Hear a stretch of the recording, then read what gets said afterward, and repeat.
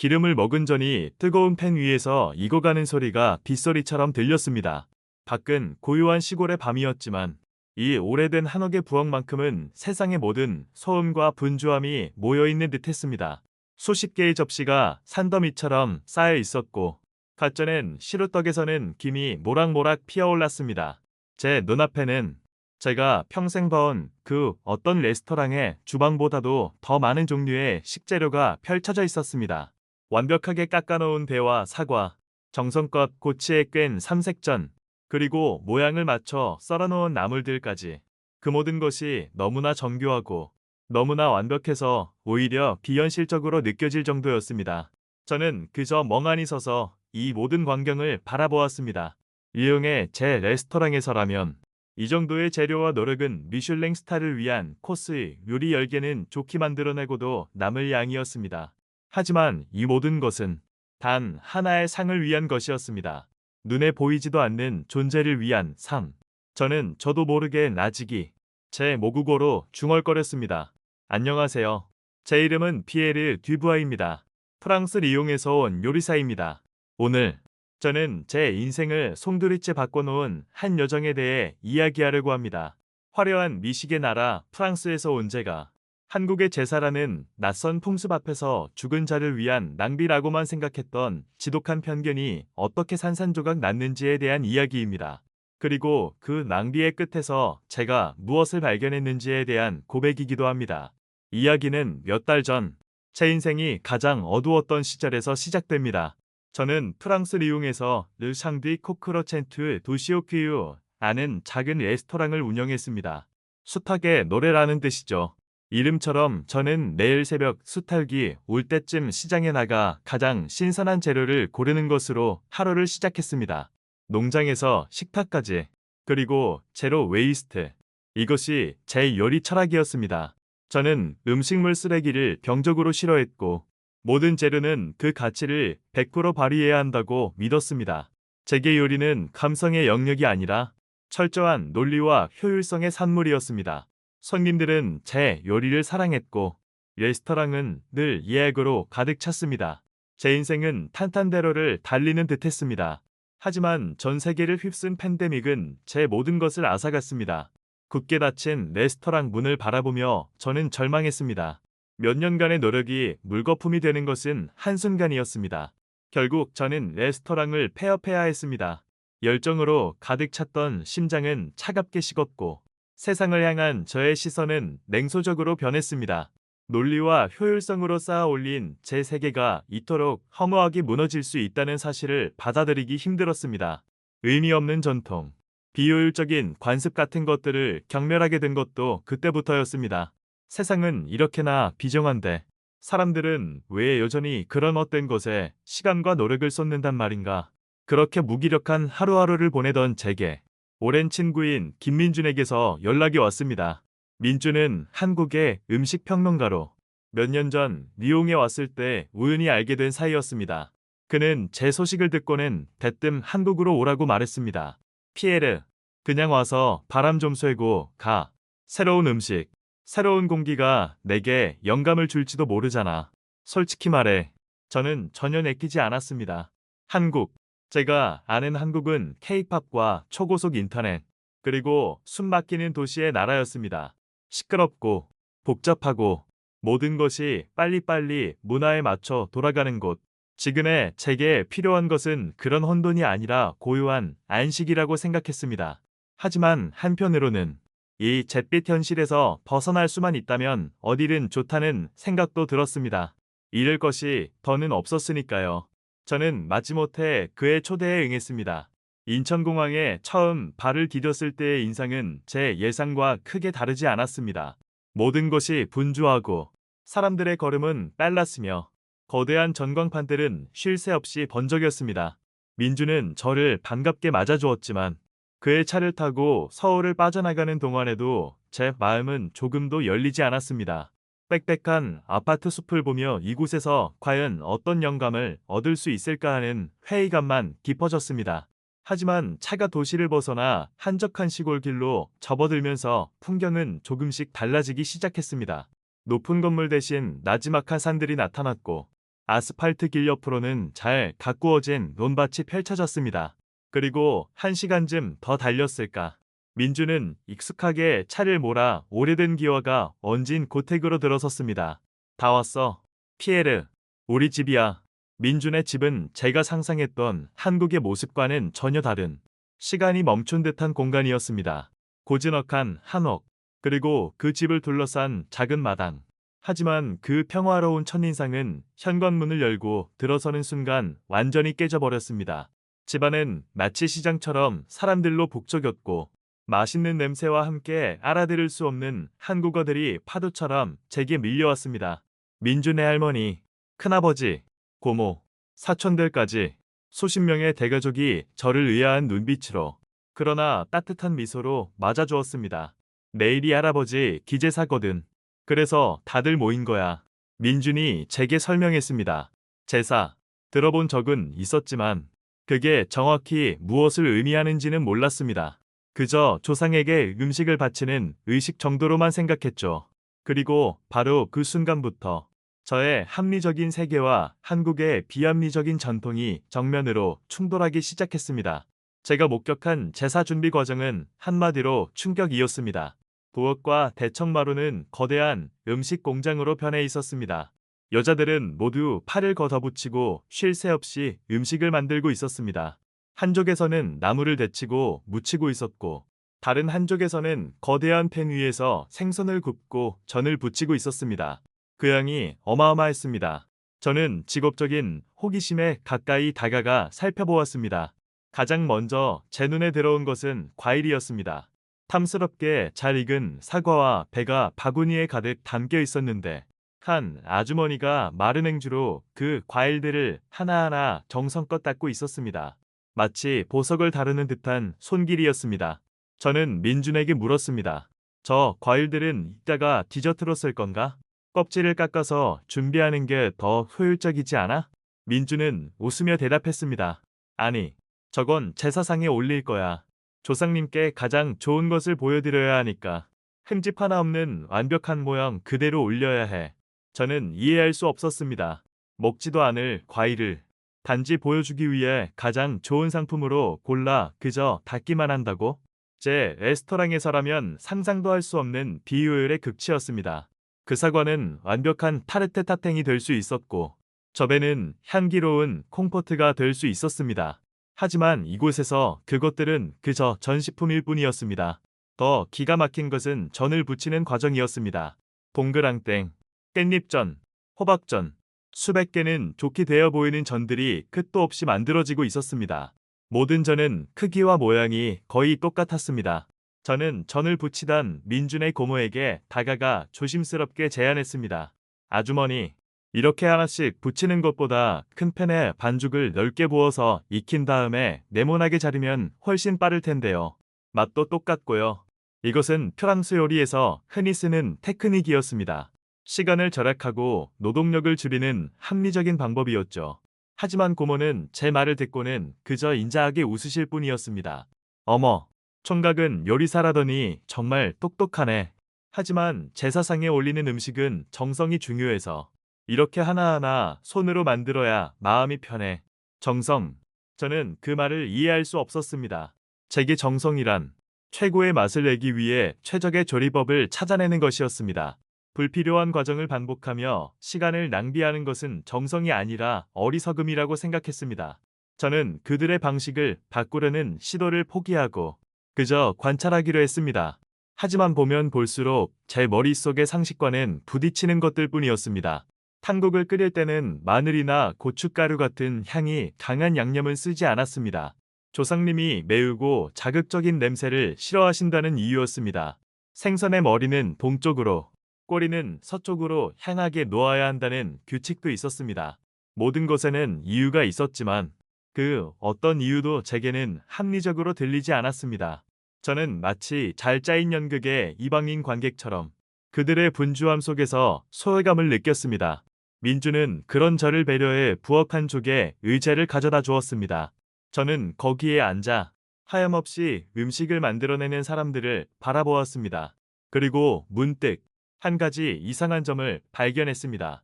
그토록 고되고 반복적인 노동을 하면서도 불평하는 사람이 단 한 명도 없다는 것이었습니다. 오히려 그들의 얼굴에는 웃음꽃이 피어 있었습니다. 그들은 음식을 만들며 서로의 안부를 묻고 옛날 이야기를 나누고 아이들의 재롱에 박장대소를 했습니다. 특히 민준의 할머니는 허리가 굽은 몸으로 가장 힘든 일들을 도맡아 하시면서도 시종일관 평온한 미소를 잃지 않으셨습니다. 어느 순간 할머니께서 저를 부르셨습니다. 그리고는 갓 부쳐낸 따끈한 호박전 하나를 제 손에 쥐어주셨습니다. 아무 말 없이 그저 눈으로 웃어 보이셨습니다. 저는 얼떨결에 그 전을 받아 입에 넣었습니다. 기름지고 소박한 맛. 하지만 이상하게도 그 순간 저는 아주 오랫동안 잊고 있던 어떤 따뜻함을 느꼈습니다. 그 전 하나에는 제가 그토록 경멸했던 비효율적인 과정 속에서만 만들어질 수 있는 무언가가 담겨 있는 듯 했습니다. 혼란스러웠습니다. 제 머리는 여전히 이 모든 것은 낭비다 라고 외치고 있었지만 제 마음은 조금씩 다른 소리를 내기 시작하고 있었습니다. 그 따뜻한 호박전 하나의 온기가 채가시기도 전에 민준이 제게 다가와 앞치마 하나를 불쑥 내밀었습니다. 피에르, 구경만 하지 말고 너도 같이 할래? 가장 쉬운 걸로 줄게. 저는 손사래를 쳤습니다. 아니, 괜찮아. 난 이런 음식은 만들어 본 적도 없고 오히려 방해만 될 거야. 제 말은 진심이었습니다.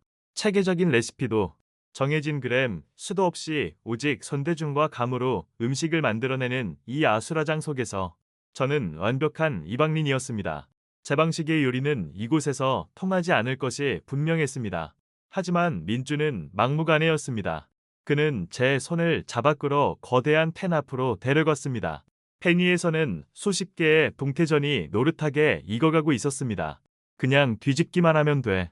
타지 않게 할 수 있지? 그는 제 손에 뒤집개를 쥐어주고는 윙크를 하고 다른 곳으로 가버렸습니다. 어쩔 수 없이 저는 뒤집개를 들고 팬 앞에 섰습니다. 단순한 작업이었습니다. 너무나 단조로워서 지루할 정도였죠. 하지만 저는 요리사로서의 자존심 때문에 전 하나하나가 완벽한 황금빛을 띠도록 집중했습니다. 얼마나 시간이 흘렀을까? 저는 제 주변의 소리에 귀를 기울이기 시작했습니다. 지글거리는 기름 소리 사이로 여자들의 나지막한 대화 소리가 들려왔습니다. 그들은 작년에 돌아가신 작은 할아버지 이야기, 올해 대학에 들어간 사촌 동생 이야기, 그리고 김장 때 있었던 웃지 못할 실수담 같은 소소한 이야기들을 나누고 있었습니다. 제가 일했던 이용의 주방과는 너무나 다른 풍경이었습니다. 제 주방에서 소음은 곧 실수와 혼돈을 의미했습니다. 셰프의 고함 소리, 접시가 부딪히는 날카로운 소리, 주문을 외치는 다급한 목소리만이 가득했죠. 모두가 최고의 효율을 위해 날카로운 신경을 곤두세우고 있었고 잡담이란 사치에 불과했습니다. 그런데 이곳은 달랐습니다. 이곳의 소음은 따뜻하고 부드러웠습니다. 그것은 혼돈이 아니라 조화에 가까웠습니다. 누구 하나 얼굴을 붉히는 사람이 없었고 지친 기색을 보이는 사람도 없었습니다. 오히려 시간이 흐를수록 그들의 얼굴에는 활기가 넘쳤습니다. 이것이 저의 첫 번째 충격이었습니다. 이 고된 노동이 그들에게는 괴로움이 아니라 즐거운 축제처럼 보인다는 사실 말입니다. 그때 민준의 할머니께서 조용히 제 곁으로 다가오셨습니다. 할머니는 제가 뒤집어 놓은 전들을 물끄러미 바라보시더니 말없이 제 손에서 뒤집개를 가져가셨습니다. 그리고는 전 하나를 뒤집어 보여주셨습니다. 제가 뒤집은 전은 완벽한 황금빛이었지만 할머니가 뒤집은 전은 한쪽 면이 살짝 더 진한 갈색빛을 띠고 있었습니다. 할머니는 저를 보며 희미하게 미소 지으시며 고개를 끄덕이셨습니다. 마치 이 정도면 충분하다라고 말씀하시는 것 같았습니다. 완벽함보다 중요한 것이 있다는 듯한 그런 표정이었습니다. 잠시 후 어느 정도 음식 준비가 마무리되자 민준이 저를 데리고 제사상이 차려질 대청마루로 나갔습니다. 남자들이 상 위에 빈 그릇들을 올리고 있었습니다. 저는 그저 그릇을 놓는 것에도 정해진 순서와 외치가 있다는 사실에 또 한 번 놀랐습니다. 피에르, 저기 봐. 저게 다 규칙이야. 민준이 상을 가리키며 설명하기 시작했습니다. 그의 목소리에는 자부심이 묻어났습니다. 붉은 과일은 동쪽에, 흰 과일은 서쪽에 놓는다는 뜻의 홍동백서. 그리고 생선은 동쪽에, 고기는 서쪽에 놓는다는 어동육서. 머리가 있는 생선은 동쪽을 향하게 하고 꼬리는 서쪽을 향하게 해. 이걸 두동미서라고 부르지. 저는 눈을 뗄 수가 없었습니다. 홍동백서, 어동육서, 두동미서. 그것은 제가 이해할 수 없는 미신적인 규칙들이 아니었습니다. 그것은 하나의 언어였습니다. 색과 위치, 방향을 이용해 조상에 대한 존경과 예의를 표현하는 정교한 문법이었습니다. 제 머릿속에서 비효율적인 낭비라는 단어가 희미해지기 시작했습니다. 그 자리를 의미 있는 예술이라는 단어가 채우기 시작했습니다. 이것이 저의 두 번째 충격이었습니다. 무질서해 보이던 모든 과정 속에 이토록 엄격하고 아름다운 질서가 숨어 있었다는 사실입니다. 저는 마치 잘 짜인 한 폭의 정모라를 감상하는 기분이었습니다. 음식 하나하나가 제자리를 찾아가면서 텅 비어있던 제사상은 점차 하나의 완벽한 작품으로 변해가고 있었습니다. 모든 음식은 각자의 자리에서 고유의 색과 형태를 뽐내면서도 전체적으로 놀라운 조화를 이루고 있었습니다. 그런데 민준, 궁금한 게 있어. 저기 저 탕국 말이야. 제가 솥에서 끓고 있던 맑은 국을 가리키며 물었습니다. 아까 보니 마늘이나 파, 고춧가루를 전혀 넣지 않던데. 프랑스 요리에서 향신료는 맛의 핵심이야. 향이 없는 국물은 상상하기 힘들어. 민주는 고개를 끄덕이며 대답했습니다. 제사 음식에는 원래 마늘, 파, 고춧가루, 복숭아 같은 것들을 쓰지 않아. 귀신을 쫓는다고 알려진 재료들이거든. 조상님들이 오시는 길에 놀라시면 안 되니까. 귀신을 쫓는다는 말은 여전히 비논리적으로 들렸지만 그 속에 담긴 배려는 느껴졌습니다. 보이지 않는 존재를 위해 맛의 일부를 포기하는 것. 그것은 단순한 요리가 아니라 깊은 존중의 표현이었습니다. 그리고 저 토란국은 말이야. 민준이 덧붙였습니다. 우리 할아버지가 살아계실 때 가장 좋아하시던 음식이야. 그래서 기일에는 절대 빼놓지 않고 올려. 할머니는 매년 이맘때가 되면 가장 좋은 토란을 구하러 시장을 몇 군데나 돌아다니시곤 해. 그 순간 저는 망치로 머리를 한 대 맞은 듯한 충격을 받았습니다. 할아버지가 가장 좋아하시던 음식. 그렇다면 이 음식은 단지 죽은 자를 위한 제물이 아니었습니다. 그것은 기억이었습니다. 할머니가 토란을 고르고 정성껏 국을 끓이는 그 모든 시간은 먼저 떠나간 남편에 대한 사랑과 그리움을 표현하는 방식이었던 것입니다. 음식은 살아있는 사람을 위한 것이라는 제 철학이 송두리째 흔들리기 시작했습니다. 그렇습니다. 이 음식들은 살아있는 사람들을 위한 것이 맞았습니다. 다만 그 방식이 달랐을 뿐입니다.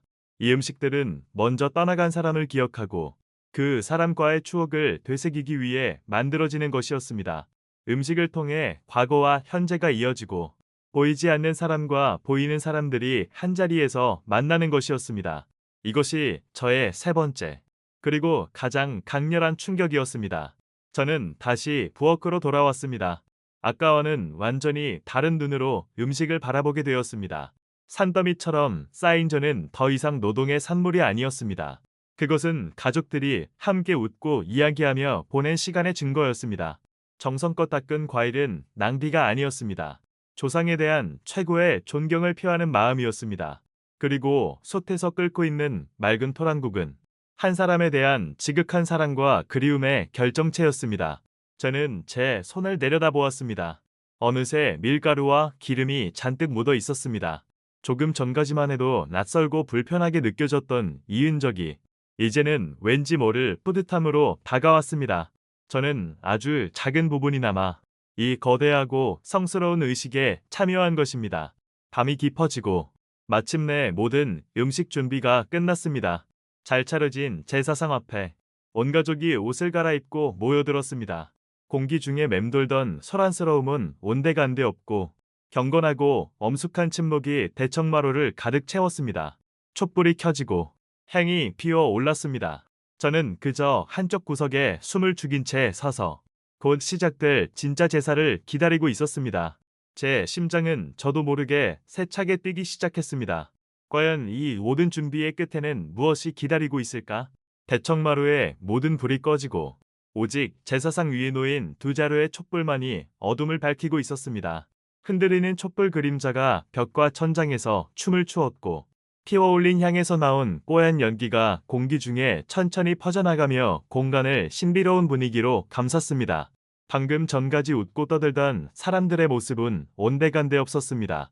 모두가 하얀색이나 무채색의 단정한 옷으로 갈아입고 제사상 앞에 두 줄로 정렬해 서 있었습니다. 그들의 얼굴에는 경건함과 슬픔, 그리고 알 수 없는 그리움이 뒤섞여 있었습니다. 저는 벽에 등을 기댄 채 숨소리조차 내기 조심스러워하며 그 광경을 지켜보았습니다. 민준의 아버지가 제주, 즉 제사의 주인이 되어 상 앞에 섰습니다.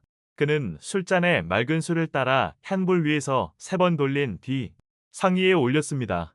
그리고는 온 가족이 함께 바닥에 엎드려 큰 절을 올리기 시작했습니다. 깊고 느리고 정중한 절이었습니다. 저는 서양식으로 허리를 굽혀 인사하는 것에만 익숙했기에 온몸을 바닥에 완전히 낮추는 그들의 모습이 낯설면서도 지극한 존경의 표현이라는 것을 직감할 수 있었습니다. 그 다음은 민준의 차례였습니다.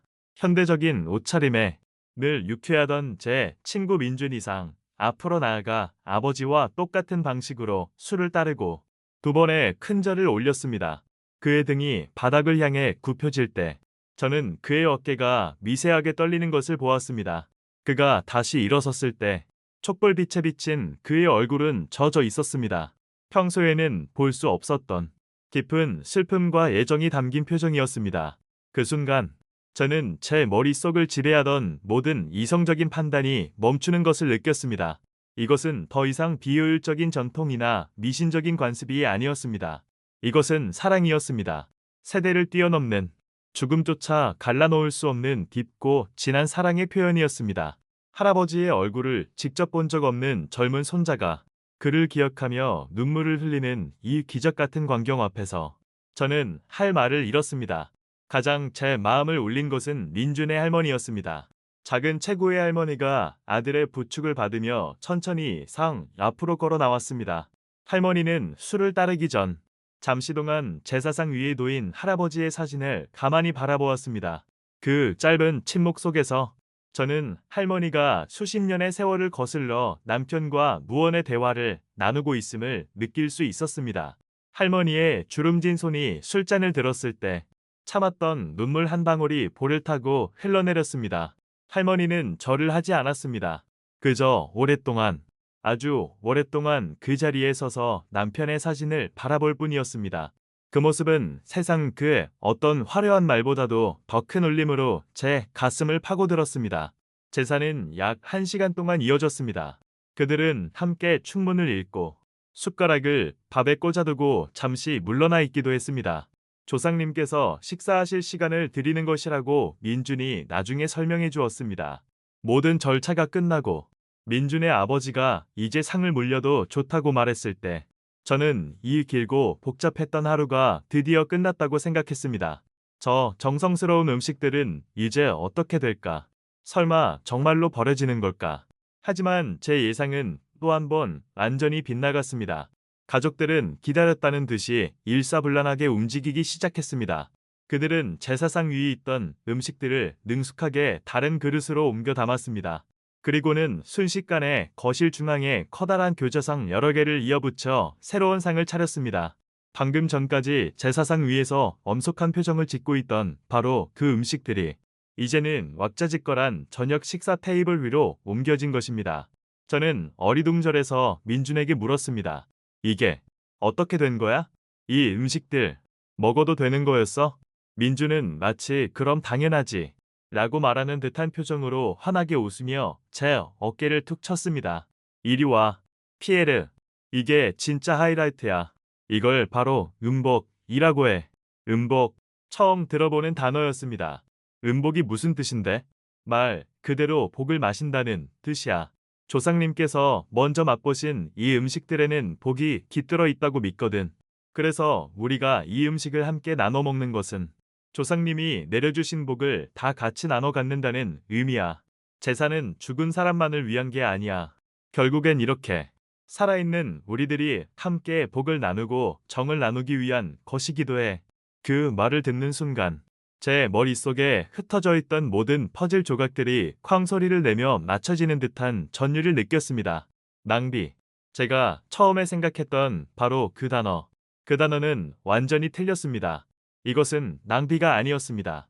이것은 가장 완벽한 형태의 제로 웨이스트였습니다. 조상에 대한 예를 갖추기 위해 최고의 재료로 정성껏 음식을 만들고 그 음식으로 경건한 의식을 치른 뒤 마지막에는 온 가족이 함께 그 음식을 나누며 축제를 벌인다. 정신적인 가치와 실용적인 목적이 이보다 더 완벽하게 결합될 수 있을까? 저는 민준에게 이끌려 상 앞에 앉았습니다. 제 앞에는 아까 제가 직접 뒤집었던 동태전이 놓여 있었습니다.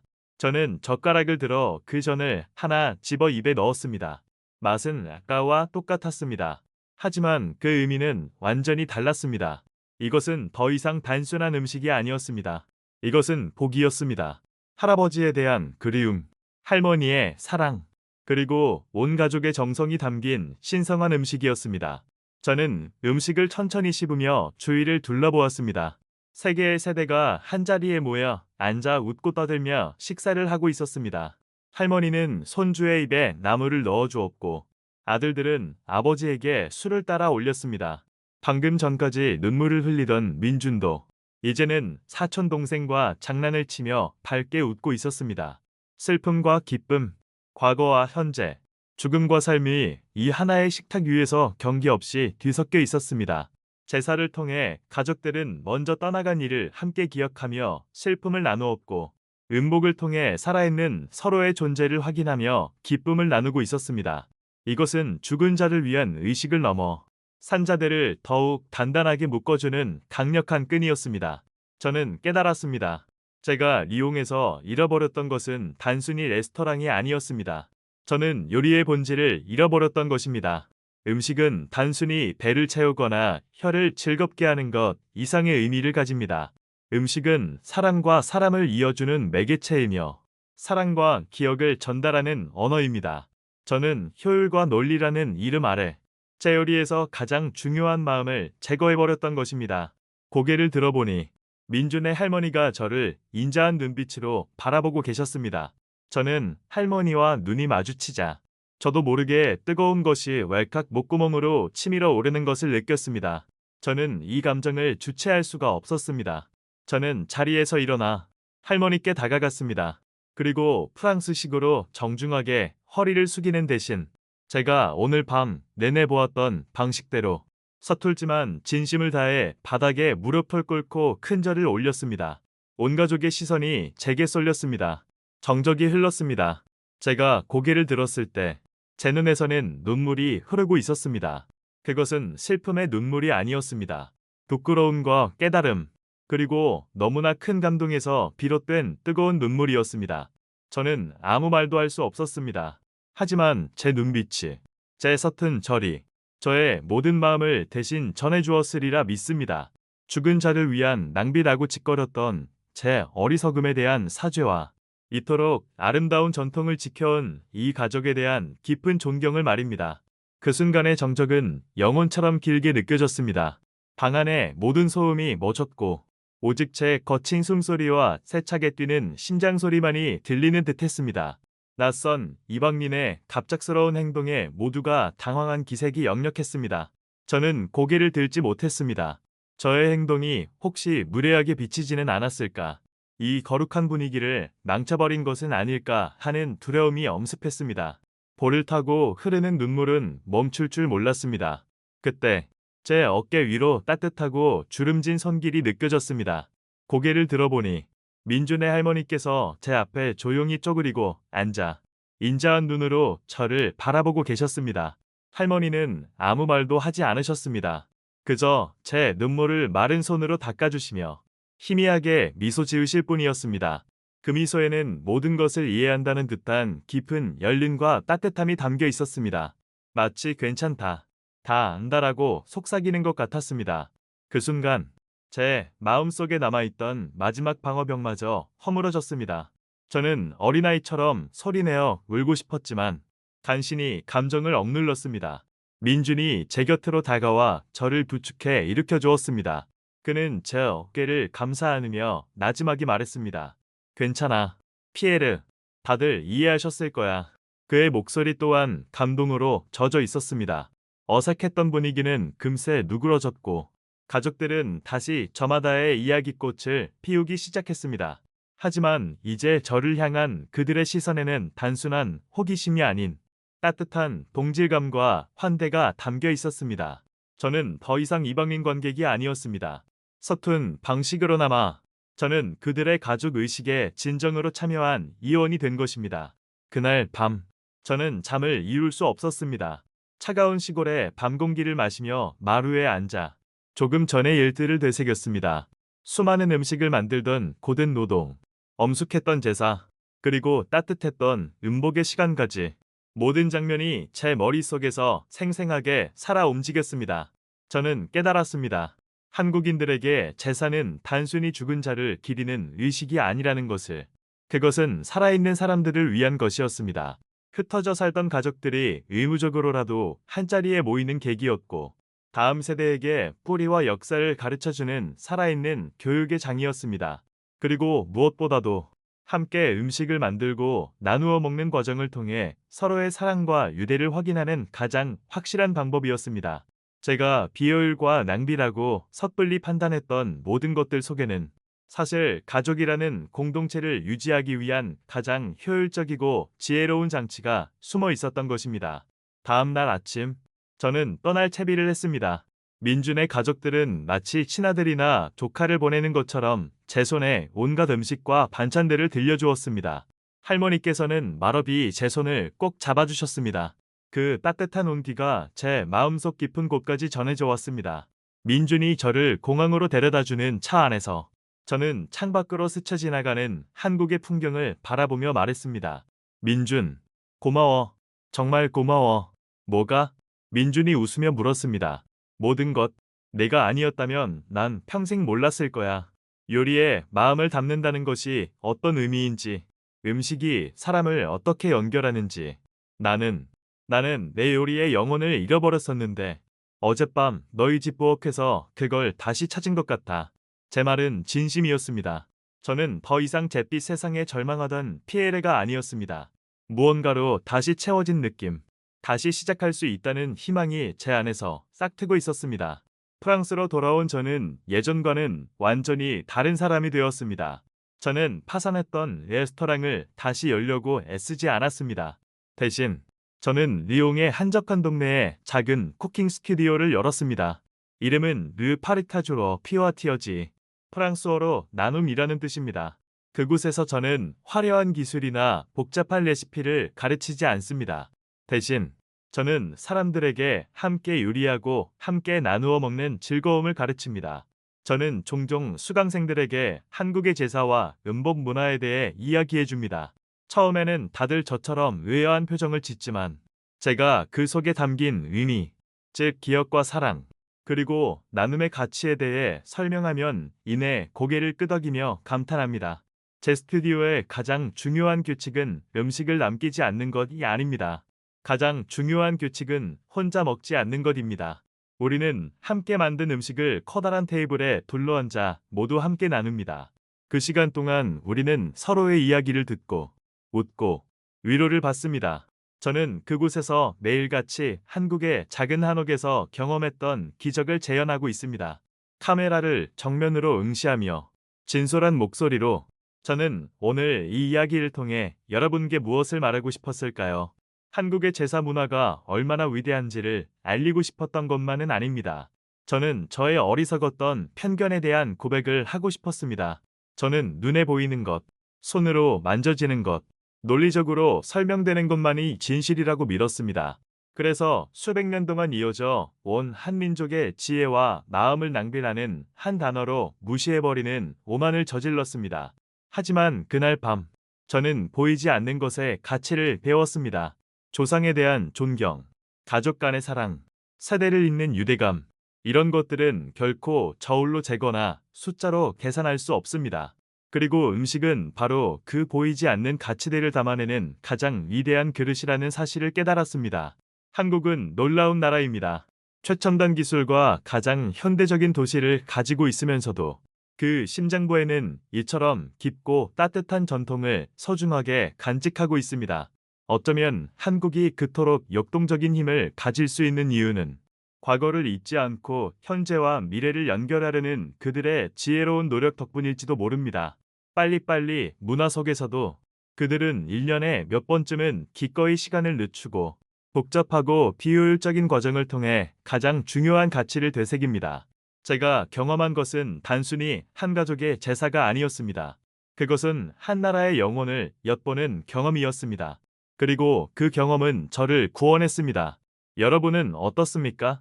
여러분의 삶에도 비효율적이라고 생각하지만 사실은 가장 소중한 가치를 담고 있는 전통이나 의식이 있나요? 여러분의 가족은 어떤 음식을 통해 사랑과 기억을 나누고 계신가요? 여러분의 이야기를 아래 댓글로 공유해 주세요. 여러분의 이야기도 저에게 또 다른 큰 영감을 줄 것이라 믿습니다. 오늘 제 이야기에 귀 기울여 주셔서 감사합니다. 채널 구독과 좋아요도 잊지 말아 주세요.